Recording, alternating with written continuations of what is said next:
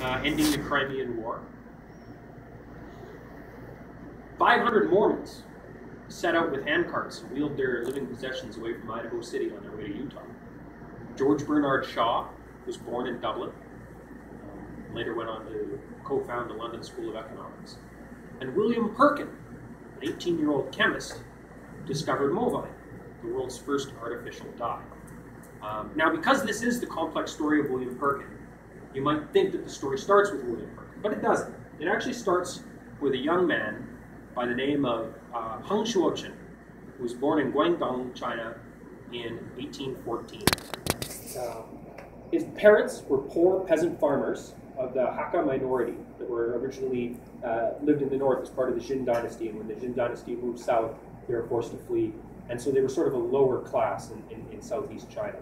Still considered Han Chinese, but typically poor, taking more menial jobs. He was a precocious youth and displayed an interest in scholarly studies from a young age. And so his parents sacrificed financially to make sure that he could go at the age of 7 to the study book halls, where they would, young people with scholarly ambitions would study for the imperial examinations. This was essentially the nature of education in China at this time. Was you learned about Confucius, you learned about the life of Confucius, you read the 4 books of Confucius, you memorized them, you recited them, you went over them, you applied them to historical examples and contemporary examples.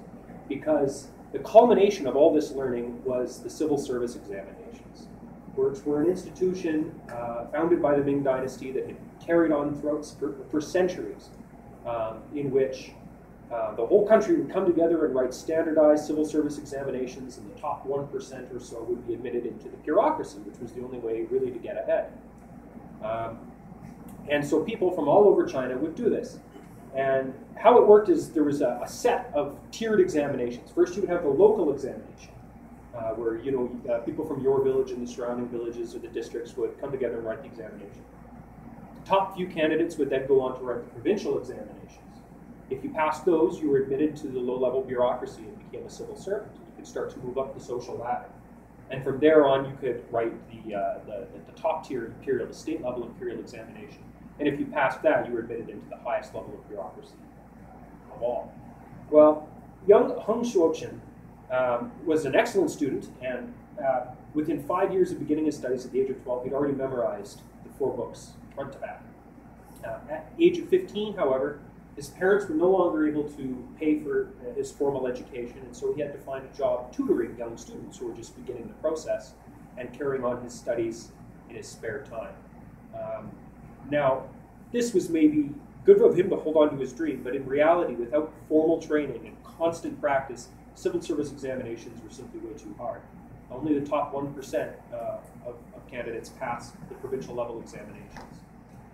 At the age of 22, Heng Shuochen took the local level examination and came first, and then moved on to the provincial level examination, which he took again and failed. That's okay. He spent his whole life training for this, just practiced a little harder, and he took it again the next year and failed. And, maybe getting a little uptight, took it again the next year and failed, after which he had what can only be described as a nervous breakdown. He became bedridden for weeks. He wouldn't talk to anyone, and seemed to be experiencing some emotional distress. When he came out of it, his friends and family described him as a changed personality. His father would later say that he seemed to stand a few inches taller. He was much more aggressive, much more dominant. His personality and everything about him had changed as though he were a different person. And he talked about how he had had a vision while going through this trauma, while lying in bed. A vision of 2 figures, an elder father figure and an elder brother figure, basically torturing and killing Confucius, and telling him that it was his destiny to rid China of Confucianism and of demons. Now, he wasn't sure entirely what to make of this. I'm sure you have a couple guesses what to make of this. You take a young boy at the age of 7 and make his entire life about memorizing the works of Confucius until he's 22 years old, and then tell him he's not good enough to be a scholar. And, this is the sort of thing that can result. He wasn't sure quite what to make of this. In fact, he even attempted the civil service examinations a 4th time and again failed. At which point, one of his friends showed him a pamphlet. Now, there were a lot of pamphlets going around, religious pamphlets from Catholics and Protestant Christians at this time, because this was just a few years after the unequal treaty that ended the First Opium War. And one of the things that had been a result of that is that missionaries now had access to the interior of China, going around and spreading the good news. Often to illiterate peasant farmers, and so they used a lot of pictures.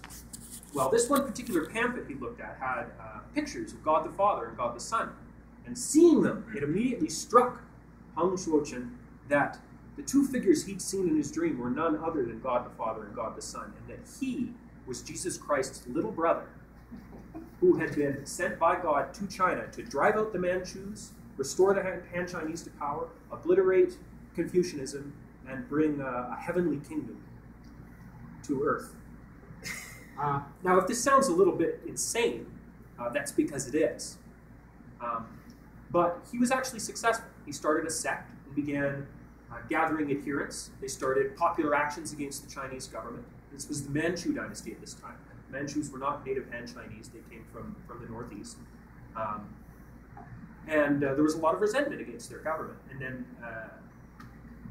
his rebellion, as it eventually became, was very interesting. I mean, the rebellion itself claimed 20 million lives. Most of them due to starvation and disease, because both armies would destroy the irrigation systems in the countryside held by opposing factions, which just led to massive, untold human misery and suffering. They also had some interesting policies, the Heavenly Kingdom of the Taipings. For one thing, they believed in a complete equality of the sexes, and also the complete segregation of the sexes.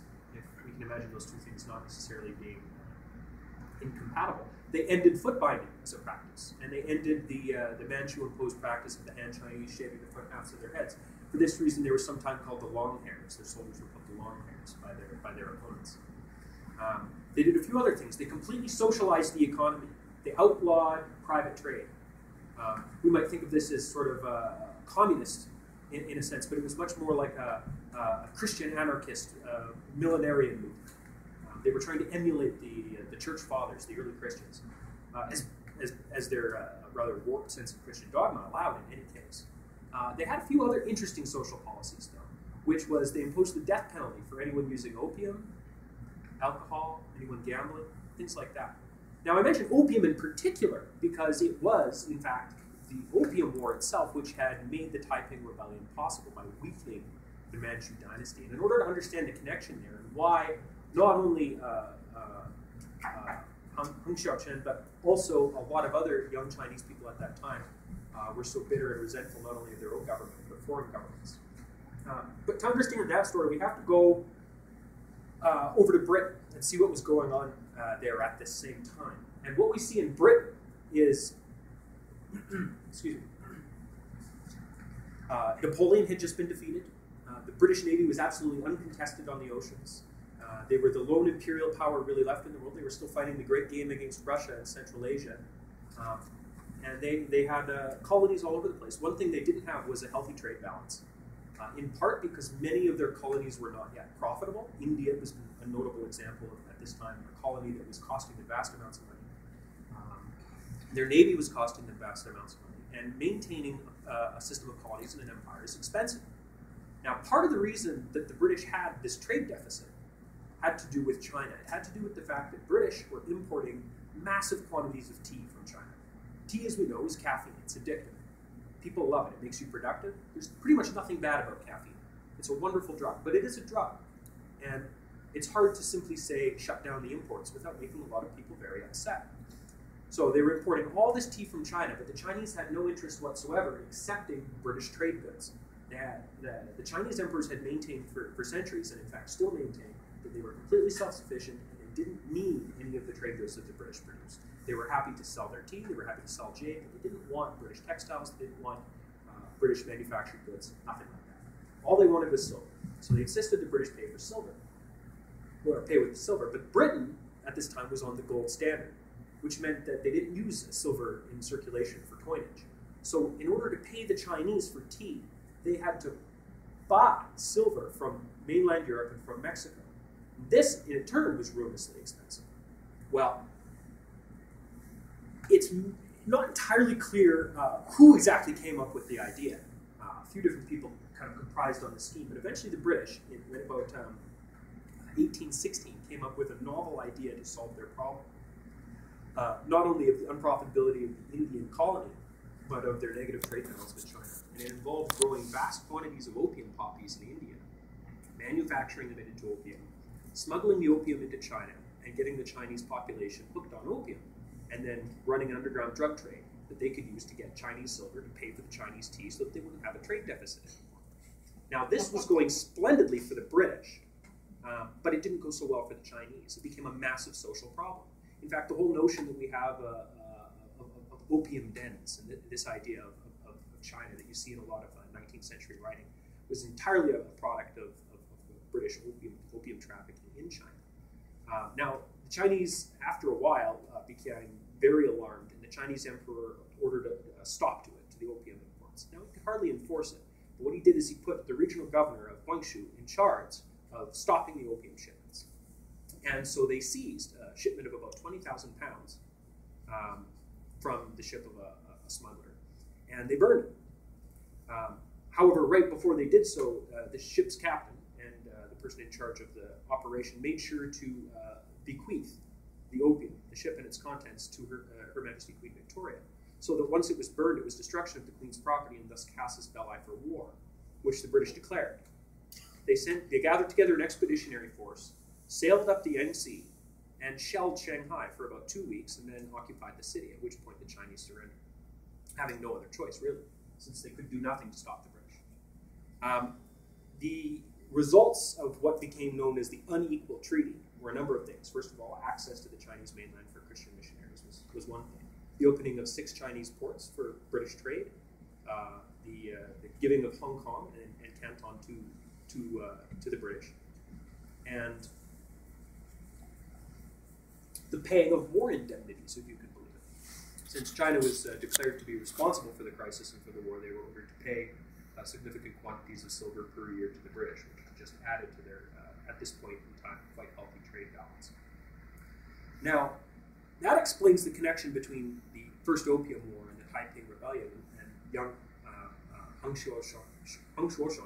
However, how we get to William Perkin has to do with a problem that the British had in India with the opium manufacture, which is that in order to maintain the colony in India and all their operations there, they needed to send hundreds, if not thousands, of British nationals there every year to be officers and gentlemen and oversee things, and otherwise keep the brown man down. Now they were really good at this, but dozens to hundreds of them died every year from malaria. Now they discovered in 1851 that quinine, an extract from the bark of the cinchona plant, could be used to treat malaria.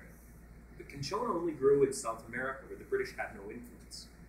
Now what they wanted was a ready access to quinine and to the cinchona plant right where they needed it. And so they began an operation that involved sailing to South America, smuggling cinchona plants and cinchona seeds, sailing across the ocean to India, and then trying to plant them and transplant them. Their first couple endeavors at this were abject failures. They eventually figured it out by 1864.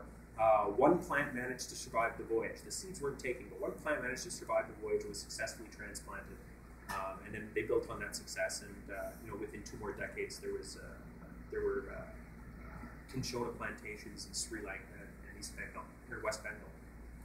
However, after the first couple of failures, they were a little bit befuddled, staring failure in the face, and not entirely sure what to do. So the British administration in India sent a letter back home to London to a man by the name of Wilhelm von Hofmann.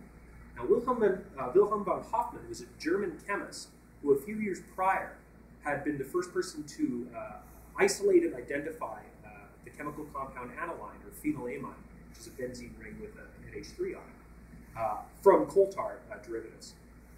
And he was doing all kinds of fascinating stuff with it, making various organic compounds that had interesting properties and synthesizing things that people previously thought couldn't be synthesized.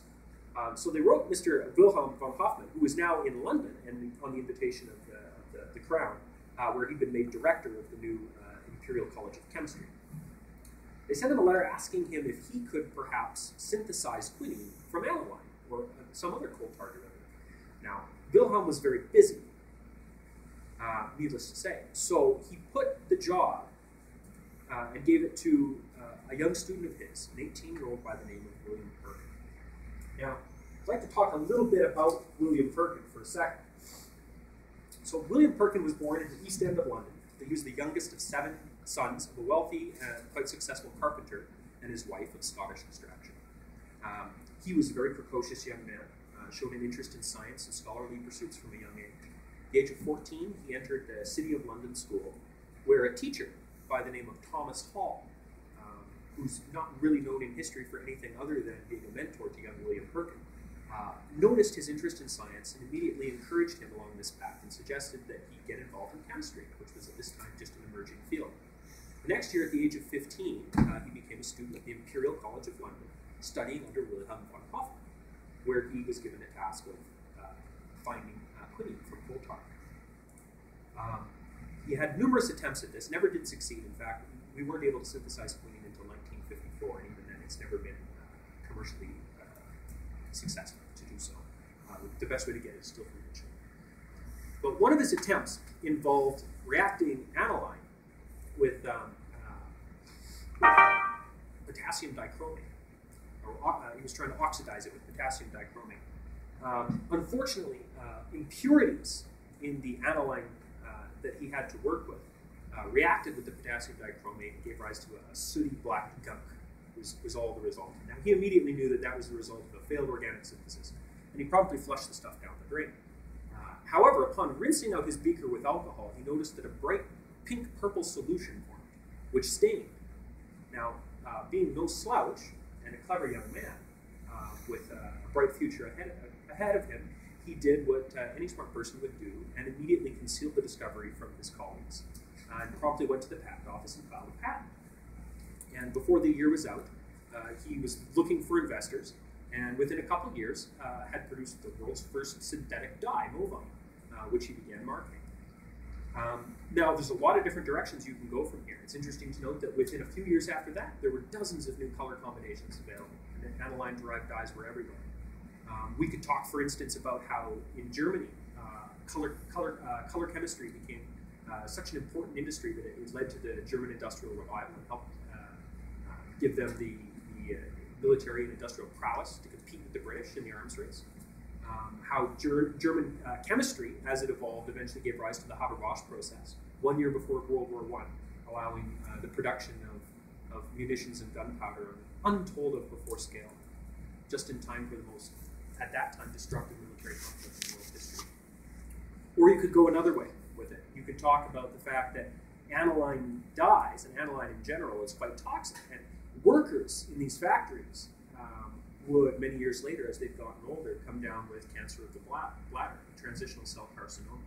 And German color chemical company, Bayer, you know them better as a pharmacy.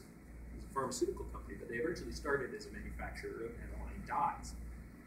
Noticed that their older workers were getting sick and decided that they would look into the effects of aniline dyes on the human body, and this led to medical breakthroughs. For instance, they discovered that a few of their aniline dyes actually had antibiotic properties. Further research in this field eventually